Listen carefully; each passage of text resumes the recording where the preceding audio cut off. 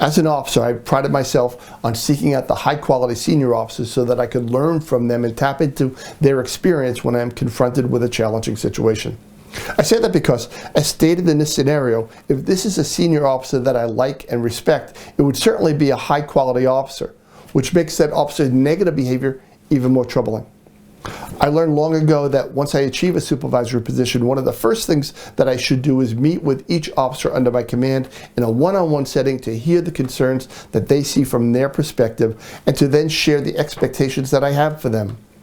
These expectations will not be merely a list of my wants. Rather, it will be a reinforcement of the expectations that the department holds for each of them. Chief among those expectations will be a professional relationship based on respect, communication, and integrity.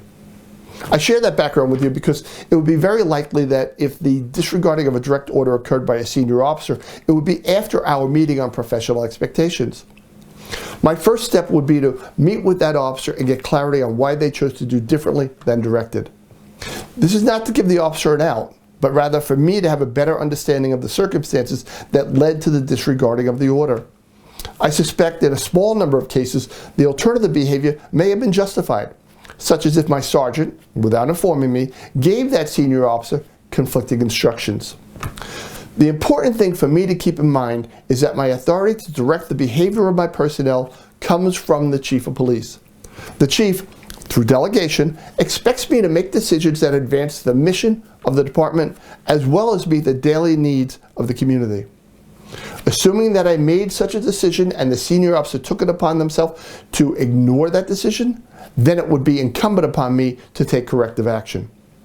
My next step would be to verbally redirect the officer to the correct behavior. I would then have the officer document what occurred to include the reason that they chose to ignore the direct order that I gave. And lastly, I would complete my own report that includes the officer's information and forward that up the chain of command for consideration of formal negative discipline. I'm not taking this position to make the lives of my officers difficult. Just the opposite. I'm seeking to develop a strong team and keep my officers safe. Deviations from direct orders can compromise both. Regardless of whether those above me in the chain of command believe formal negative discipline is necessary, I will have a follow-up conversation with the officer to restate expectations, especially regarding direct orders, and I will keep a record of that conversation and monitor the officer going forward to assure that this type of situation does not occur again.